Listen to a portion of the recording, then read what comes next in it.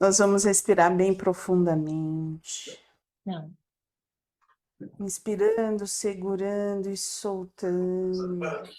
Buscando a sintonia com Eliamar, com Ruiz, com todos os espíritos que estudam junto conosco. Vamos sentindo essa energia e a nos envolver com Ismael e todos nós unidos nesse ideal do estudo, do aprendizado, com muita fé, com muita harmonia. Graças a Deus, graças a Jesus. Então nós estamos Nós estamos no Pombal agora. A gente está no Pombal. Vamos ver se a gente sai do Pombal, né? O Pombal. Só não vamos pro galinheiro. Pai, Cristo, Redentor, vamos embora. Misericórdia. Então a gente estava aqui, ó. O escolhido, porém, não soube corresponder integralmente às sagradas expectativas dos gênios espirituais da terra portuguesa. Foi aí que a gente ficou naquele dia. Se construiu, cometeu graves injustiças com a sua ditadura renovadora. Pombal ascendera à posição de ministro depois de absorver as ideias novas que percorriam os setores de todas as atividades do velho mundo, ao sopro dos enciclopedistas. O campo diplomático já lhe dera a conhecer a técnica política de Roberto, como que se fala esse nome? Walpole. E, enquanto a sua pátria se algemava aos tribunais de inquisição com sérios prejuízos para a educação nacional, o cérebro se lhe povoava de planos audazes e reformadores. Então, o grande teste de Pombal era esse, né? E aí a gente vê que ele era o escolhido por Ismael para poder dar uma melhorada no Brasil, né? E ele não fez o que ele tinha se comprometido a fazer. Ele pegou outros caminhos, pegou outras escolhas. Era aquilo que a gente conversou muito na terça-feira. Mas isso daí demonstra como que o livre-arbítrio é levado a sério, né? Eles sempre falam que a gente tem como que é? Conforme o ser vai evoluindo, ele vai tendo mais esse livre-arbítrio, mas sempre ele é levado a sério. É aquilo que a pessoa quer. O que eu ouvi dizer é que quanto mais evoluído o espírito, menos livre-arbítrio ele tem. Porque ele não faz mais escolhas, porque ele faz o certo. Se for pensar desse jeito. Então, espíritos evoluídos não têm livre-arbítrio, porque ele não precisa escolher, porque ele vai fazer o certo sempre. Ele já sabe, né? Tudo bem até aí? Imagina um dia a gente chegando lá, hein? Por enquanto a gente está bem longe. Ah, não, eu me vejo lá. De binóculo, né? De luneta. Bem longe. Ah, tá. Assim, então tudo certo. Tudo bem aqui. E alguém anotou o outro parágrafo, elevando-se. Ele só fala sobre que ele perseguia os jesuítas, né? É o que eu resumi aqui da leitura, foi isso daqui. Que ele, por causa que os jesuítas lá do outro lado do mundo lá tinham outros ideais, não dos nossos aqui, os que vieram para cá. Então, mesmo assim, ele começou a perseguir, né? Ele não gostava. Os nossos jesuítas eram melhores, né? Eles tinham pelo menos o cunho espiritual. Ele queria, não é? Despertar no índio lá alguma coisa e aí divina. Porque tem aqui uma coisa escrita que a gente vê que o que faz a diferença nas religiões são as pessoas, né? Porque a religião é a mesma, é a religião católica. E aí tem os jesuítas aqui no Brasil, que agiam de determinada forma, procurando proteger os menos favorecidos. Lá fora, o mesmo jesuíta tinha outros ideais. Aqui no Brasil, jesuítas com esse ideal que eu acabei de falar, mas também tinha os clérigos que estavam lá abençoando os navios negreiros, trazendo Os negros, os né? negros. Negros. Então, a gente nunca pode esquecer disso. O que faz a diferença é a pessoa. É. Cada um é o individual, baseado no seu conhecimento, baseado na sua evolução espiritual, na sua maturidade, e é que vai dar a diferença entre um e outro. Então, quando muita gente vê aquelas discussões imensas, né, falando, não, porque no Espiritismo a federação é melhor, a aliança é melhor, a USE é melhor, sei lá, quais outros A terceira no centro. quais outros caminhos que tem o Espiritismo, Umbanda é melhor. A diferença é a pessoa, porque todas falam sobre a mesma coisa, em essência, né? Porque o mesmo preto velho que trabalha dentro da Umbanda, ele trabalha dentro do kardecismo. Isso daí a gente já sabe. O mesmo caboclo, a mesma coisa, e o mesmo índio também. Então, só fala uma outra linguagem, como eles mesmos dizem, né? Porque se eles forem trazer a linguagem deles dentro de um centro kardecista, não vai ser aceito. Por causa do preconceito. Vai ter esse preconceito, né? E dentro de num terreiro,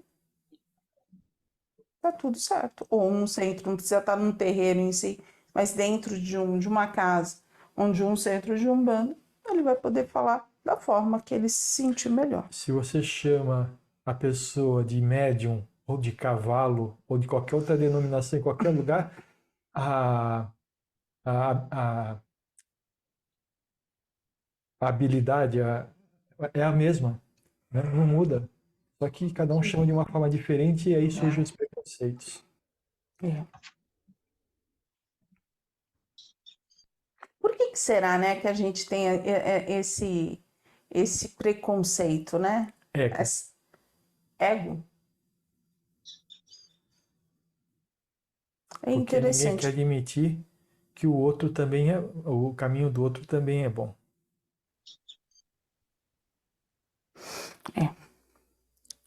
Então vamos lá. A Virgínia fez um resumo de 2 parágrafos, praticamente, né, Virgínia? Uhum. Aí, então, a gente está no Pombal. O Pombal aproveita Isso. o ensejo que se lhe oferece para justificar a expulsão dos jesuítas, apontando-os como autores indiretos do atentado de Dom José I. Alguma coisa nessa parte? Não, eu pus mais abaixo. Logo após você leu, o clero comum, está no meio desse parágrafo. O clero comum possuía escravos numerosos e chegava a defender o suposto direito dos escravagistas, incentivando a caça aos índios e abençoando a carga misérrima dos navios negreiros. Os jesuítas, porém, sempre trabalharam no início da organização brasileira dentro dos mais amplos sentimentos de humanidade. É aquilo que eu resumi, que eu falei, né? Eles tinham outro ideal, que era realmente o que está falando aqui, de humanidade. Aí, assim, da onde que veio essa ideia que o clero poderia ter? Não pergunta de onde veio a ideia. Mas sempre tiveram poder, né, Valéria? Mas assim, mas eles eram aqueles que guiavam, falavam do amor.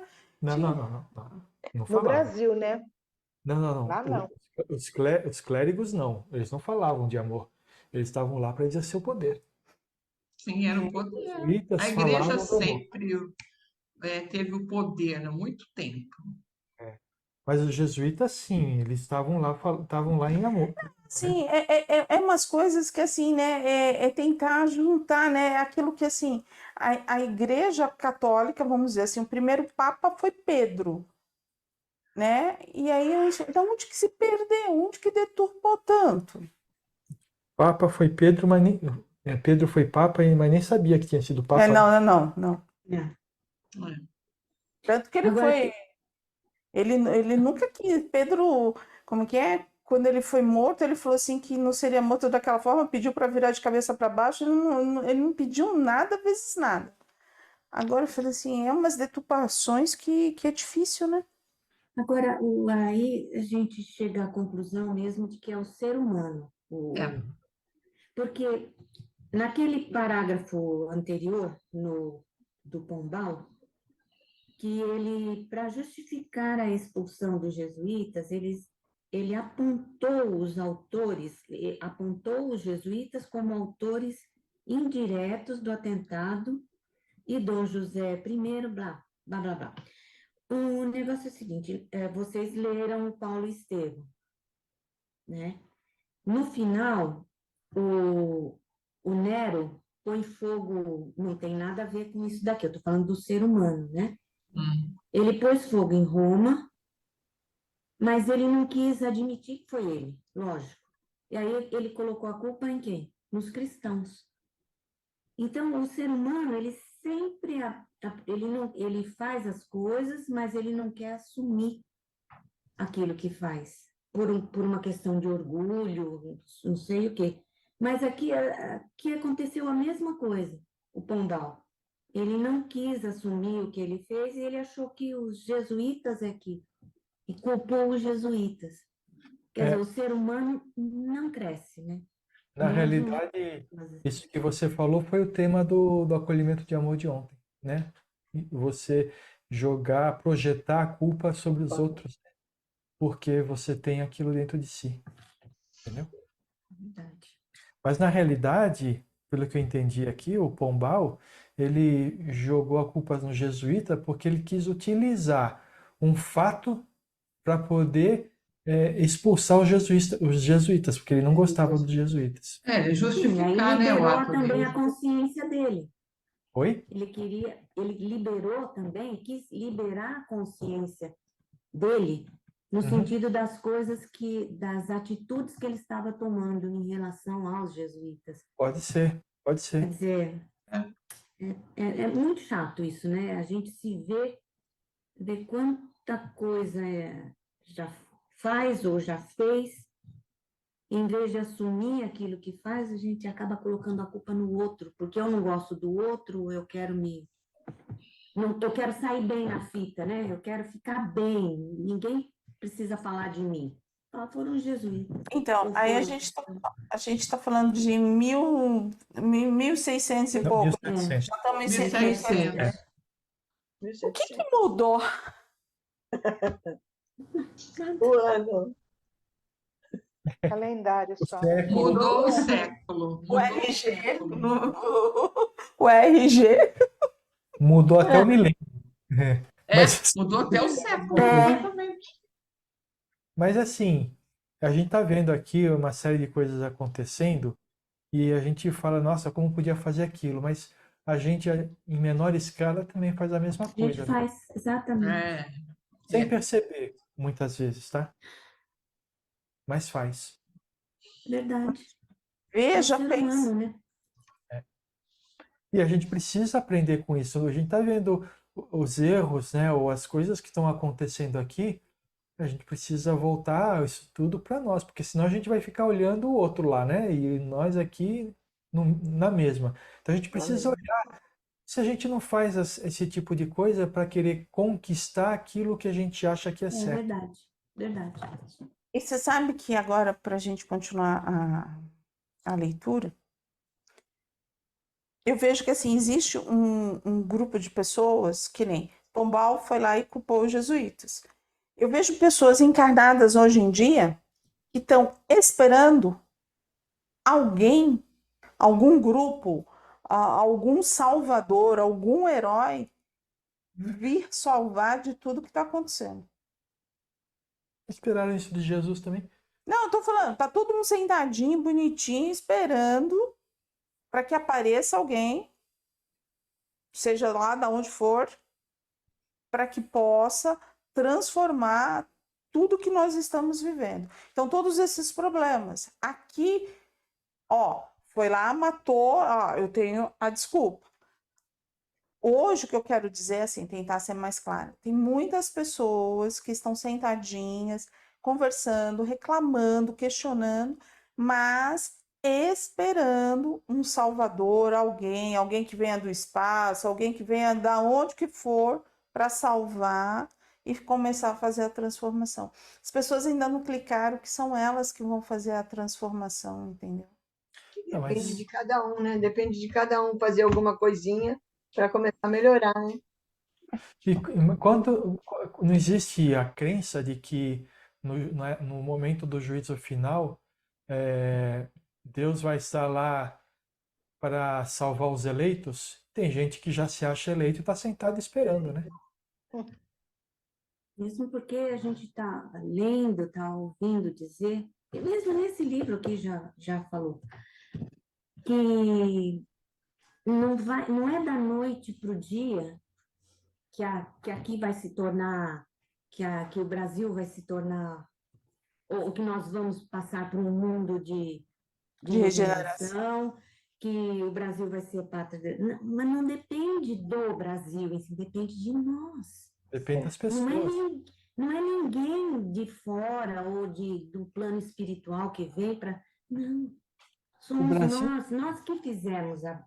Eu vou me colocar no meio, não estou colocando ninguém, mas eu penso assim: se fui eu que fiz, se eu participei, mesmo inconscientemente, sou eu que tenho que arrumar, não é o outro. é isso aí. Esse é o amadurecimento, Maria Rita. Esse é quando a gente começa a despertar a Quando tem a consciência, expansão da a consciência, enxerga expansão. dessa forma, né? Agora, quando a gente não tem essa expansão de consciência, a gente vai ficar sentado esperando e vai vir. As Um pessoas não milagre, uma compreendem que o mágica. Brasil é uma organização política e geográfica, certo? É uma Certo. sociedade também, mas Brasil mesmo é a política, é a organização política e geográfica. A sociedade são as pessoas. É essa que tem que se transformar para que o Brasil seja o coração do mundo e a pátria do Evangelho. Mas enquanto não tiver essa transformação, vai ser mais um país igual a todos os outros. Cada um com as suas mazelas, mas vai ser um país como os outros, com as nossas mazelas. É. E algo mais? Não. Nesse capítulo, não?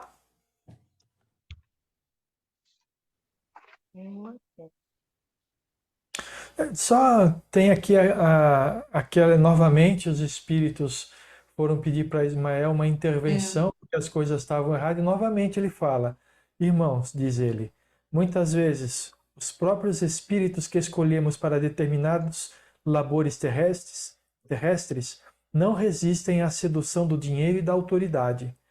Sentem-se traídos em suas próprias forças e se entregam, sem resistência, ao inimigo oculto que lhes envenena o coração. Deixai os déspotas da terra a liberdade de agir sob o império da sua prepotência. Por mais que operem dentro das suas possibilidades no plano físico, a vitória pertencerá sempre a Jesus, que é a luminosidade tocante de todos os corações. Então, ele tem a certeza da vitória de Jesus. Ele tem a certeza. Só que, assim, a gente é muito imediatista, né? A gente quer vitória para hoje. Sim. Mas a vitória não é um ponto no caminho. A vitória é o próprio caminho. Então, É uma construção, né? se Verdade. você não caminhar, você não conquista a vitória. Você vê que é assim, ó, não deu, acalma, vai voltar, virão novos, e aí vamos se tentar tudo de novo, né? Acalma, que nós... Aí eu tenho um pedacinho aqui. Peçamos a Jesus pelos tiranos e pelos nossos companheiros desviados da consciência retilínea. Se terminarmos agora uma etapa de nossa tarefa em que aproveitamos os elementos que nos oferecia a disciplina da companhia fundada por Loyola, prosseguiremos o nosso trabalho dentro de novas modalidades. Deixemos os mortos e o cuidado de enterrar seus mortos, como ensinou o Divino Mestre em suas lições sublimes. Então é aquilo, ó, vai se começar tudo de novo, não se perde a esperança. Ele vai, se encarna, novos espíritos, não aqueles estão retornando, passar um tempo no plano espiritual, pensar, ser acolhidos e continuar nesse aprendizado.